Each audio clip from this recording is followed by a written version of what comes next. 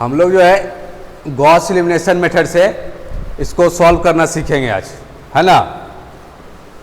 तो यहाँ देखो बाबू कितना इक्वेशन है, 3 इक्वेशन है और 3 वेरिएबल है ना।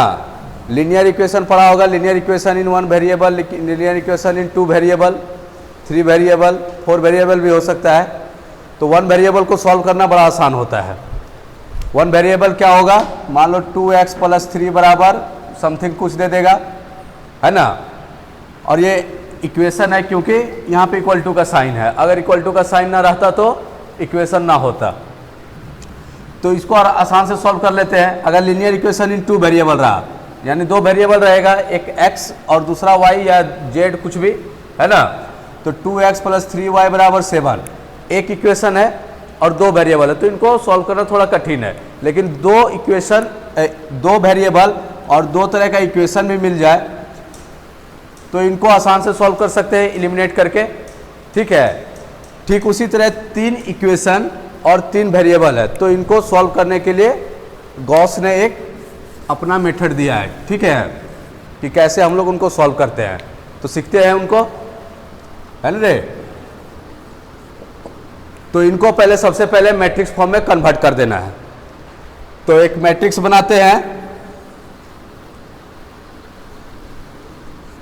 x का कोफिशिएंट क्या होता है, बगल वाला, ठीक है। तो x का कोफिशिएंट इस कॉलम में लिखेंगे, कॉलम मतलब लंबा वाला रे, है ना। तो इस कॉलम में जो है x का कोफिशिएंट तो क्या है, 2 है, 1 है और फिर 1 है। y का कोफिशिएंट बगल वाला कॉलम में लिखेंगे तो क्या है, -1, 1 और -1, क्योंकि जनरल फॉर्म क्या होता है बाबू, a1x + b1y + c1z, a2x + b2y + c2z बराबर d1, इधर d2। ठीक उसी तरह इस आगे का भी, तो यहाँ पे प्लस है तो यहाँ पे भी हमको प्लस मान के चलना होगा, उनके अलावा जो है उनका कोफिशिएंट है। तो माइनस था तो -1। उसी तरह z का यहाँ पे लिखेंगे 3, 1, 1, फिर पार्टीशन इनको कर दो और कांस्टेंट टर्म इधर लिख दो, 9, 6, 2 हो गया। अब इनको हम लोग मैट्रिक्स ऑपरेशन लगा के आसान से सॉल्व कर सकते हैं, कोई दिक्कत है ना। लेकिन करना क्या है कि और इजी वे में सॉल्व हो जाए, उनके लिए जो है ये हमारा क्या हो गया, कॉलम 1, कॉलम 2, कॉलम 3 इसी तरह चलेगा। तो कॉलम 4, कॉलम 5, कॉलम n, और जो हॉरिजॉन्टल रहता है उनको क्या बोलते हैं, रो।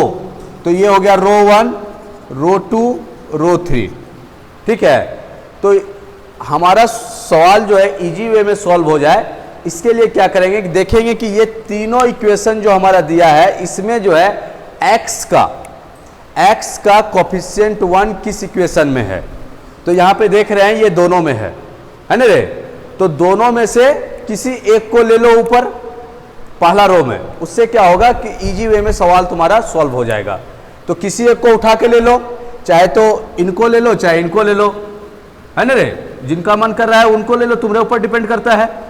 अब ये मान लो तुम इन्हीं को ले लिया, तो ये क्या हो जाएगा हमारा 1, 1, 1 और फिर यहाँ पे 2, -1, 3 और 1, 1, 1 और यहाँ पे फिर 6 हो जाएगा, 2, -1, 3, 9 हो जाएगा और फिर 1, -1 और 1, ठीक है। अब क्या करना है, ये दोनों, ये हमारा कौन सा पोजीशन है, A11, ये है A12, है ना, A13, A14 और फिर ये हमारा कौन सा पोजीशन है, A21, A22, फिर ये है हमारा A31 और ये A32, ये A33, है ना रे।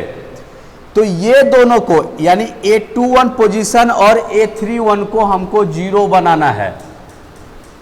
A21 और A31 को 0 बनाना है किनके मदद से, R1 के मदद से। समझ में आ रहा है ना। पहला माइंड में क्या आना चाहिए कि ये दोनों को हमको 0 बनाना है किनके मदद से, R1 के मदद से। अब देखो यहाँ पे बेनिफिट होगा, एक रखे हैं तो जिसका कोफिशिएंट 1 था तो उनको रखे तो हमको आगे जो है उसका जो है हेल्प मिलेगा। अब बात रहा कि अगर कोफिशिएंट 1 ना रहा था किसी का तो कोशिश करते लाने का, डिवाइड करते दोनों साइड से। समझा कि ना समझा बाबू, है ना। अब फिर भी नहीं आता तो करते रहे, समझ आ रहा है ना। तो अब देखो ये दोनों को हमको क्या करना है, 0 बनाना है, किनके मदद से, R1 के मदद से।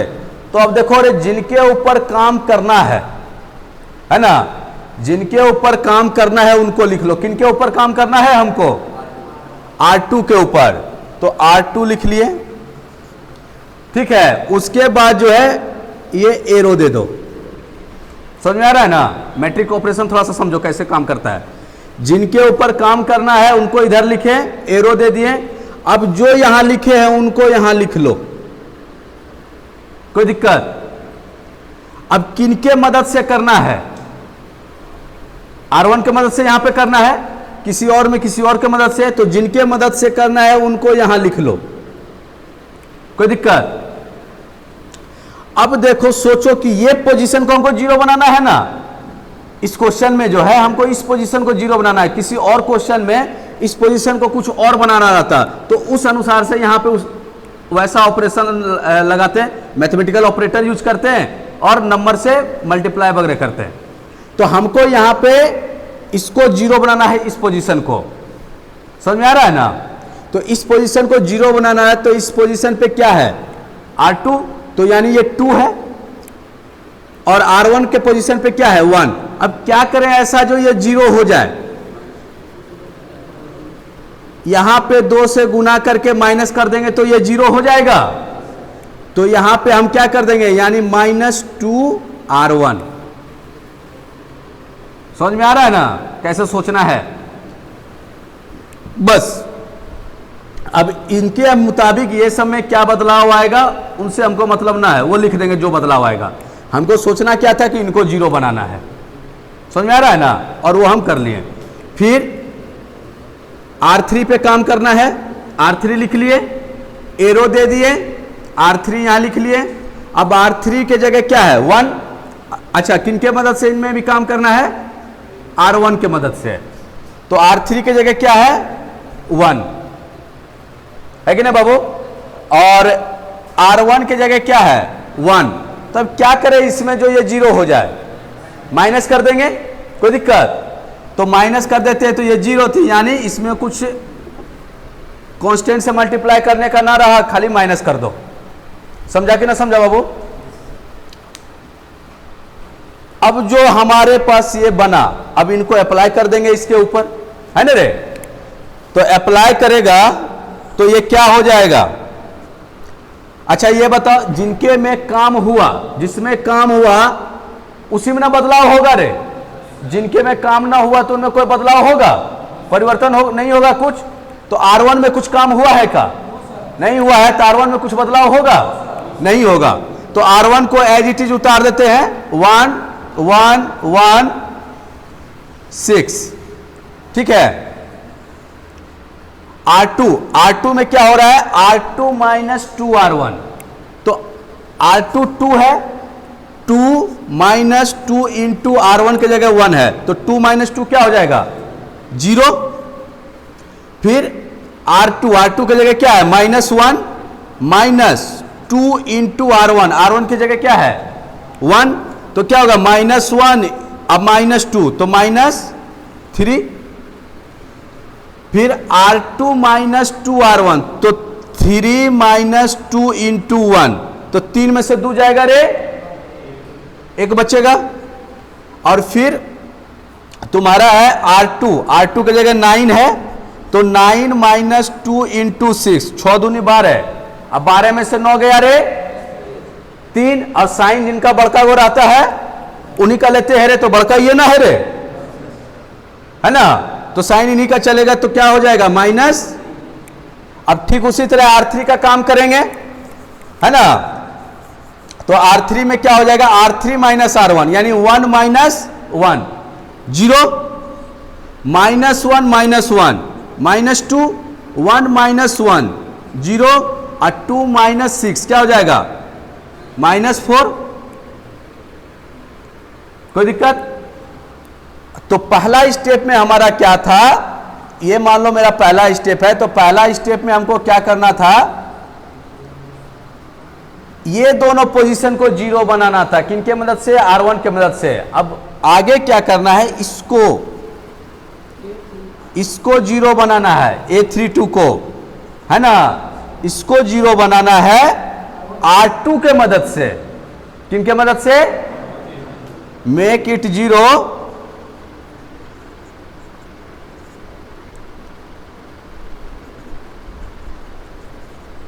With the help of R2। R2 की मदद से। क्यों? क्योंकि R2 में ये 0 है, 0 से ये 0 आएगा तो इसमें कोई परिवर्तन ना होगा। तब क्या हो जाएगा बाबू, अब हम लोग काम किसके ऊपर करना है, हम लोग को R3 के ऊपर। तो सेम जैसे यहां लिखे थे वैसे लिखेंगे R3 एरो।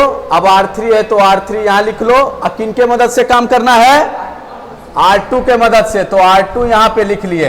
कोई दिक्कत रे? समझ में आ रहा है ना? अब देखो R3 के जगह पे क्या है बाबू, इस जगह पे -2, इनको तो हमको 0 बनाना है ना। और ठीक उसी तरह ना दिख रहा है, ये यहां तक आ रहा है कि ना? कोई ना रे, कट हो गया तो बोल तो दिए ना रे, है सुन तो लिया होगा। तो R3 क्या हो गया -2 और R2 की जगह पे क्या है -3। समझ में आ रहा है ना? अब क्या करें हम, जो ये 0 हो जाएगा तो याद करो रे, जब लीनियर इक्वेशन इन 2 वेरिएबल तुम बच्चे में सॉल्व कर रहा होगा, है ना रे, कि मान लो 2x - 3y बराबर 6 है और 3x माइनस मान लो 5y बराबर 7 है। तो कैसे इनको सॉल्व करते थे, x और y का वैल्यू निकालते थे? कि पहले देखते थे कि x का कोफिशिएंट दोनों में सेम है कि ना है।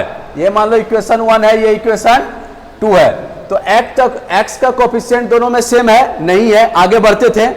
y का कोफिशिएंट दोनों में सेम है कि ना है, नहीं है, फिर हम लोग आगे बढ़ते थे, है ना रे? समझ में आ रहा है ना? अगर इसमें भी कोफिशिएंट सेम ना हुआ, इसमें भी सेम ना हुआ, तब क्या करते थे, कोफिशिएंट हमको सेम बनाना पड़ता था। अब डिपेंड करता है रे हमरे ऊपर कि हमको किनको जो है सेम बनाना है। तो जिनको सेम बनाएंगे वो तो खत्म हो जाएगा, एलिमिनेट हो जाएगा, है ना बाबू? अब बाकी बच जाएगा, फिर वहां से वैल्यू निकलता था, फिर उनको डालते थे और वो वैल्यू निकालते थे। तो मान लो यहां तो y का भी सेम ना है और x का भी सेम ना है, कोफिशिएंट ऊपर नीचे दोनों इक्वेशन में।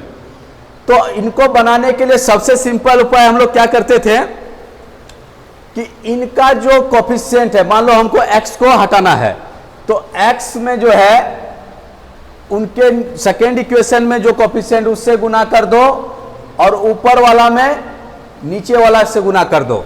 तब ये क्या हो जाएगा, 3 दूनी 6 और ऊपर वाला का कोफिशिएंट 2 है ना रे, तो 2 से गुना कर दो। तो ये 6 कैंसिल हो जाएगा, इधर भी कुछ परिवर्तन होगा, यहां से y का वैल्यू निकलेगा। फिर इस y का वैल्यू को किसी में डाल देंगे रे, है ना, तो फिर हमारा x का भी वैल्यू निकल के आ जाएगा। ठीक उसी तरह यहां भी सोचना है।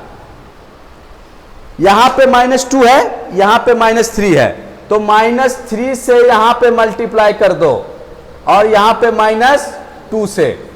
ठीक है, अब देखो ये माइनस है और ये भी माइनस होगा, तो यहां पे माइनस करेंगे तभी ना, एक माइनस एक प्लस ये कैंसिल हो जाएगा। अगर प्लस ही रखेंगे तो क्या होगा, जुट जाएगा, माइनस माइनस जुट जाएगा, है ना रे? केमिस्ट्री में पढ़ा होगा ना रे, same charge repel each other, opposite charge. तुमको बड़ा अट्रैक्शन का मालूम है रे, है बड़ी अट्रैक्ट हो रहे हो, बर्बाद हो जाएगा रे।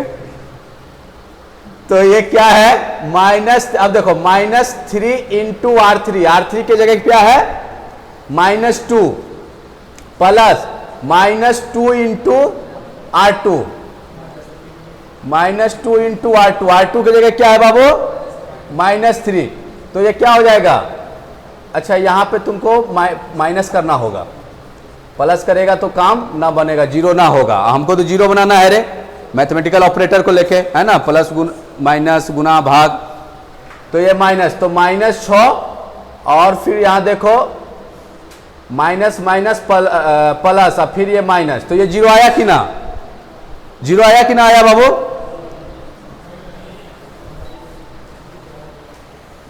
तो काम किए हम लोग किसमें,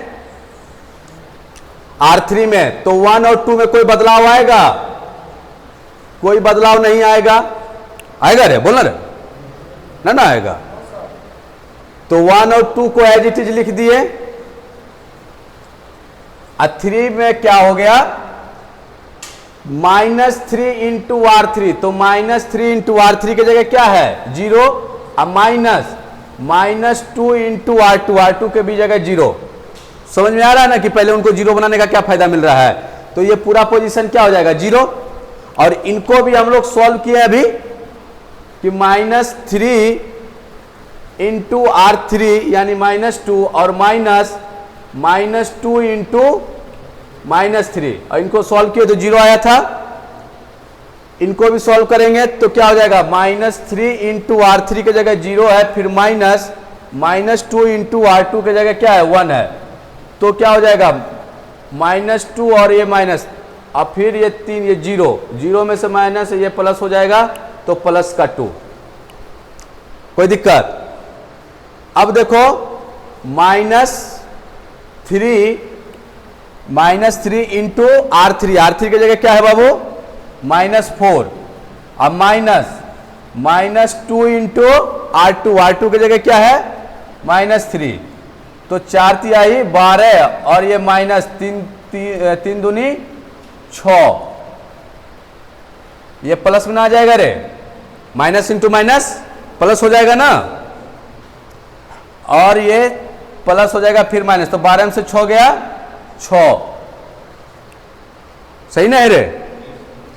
अब क्या करना है, जब यहां तक पहुंच जाओगे तो कुछ ना करना, ये x का पोजीशन था, तो 0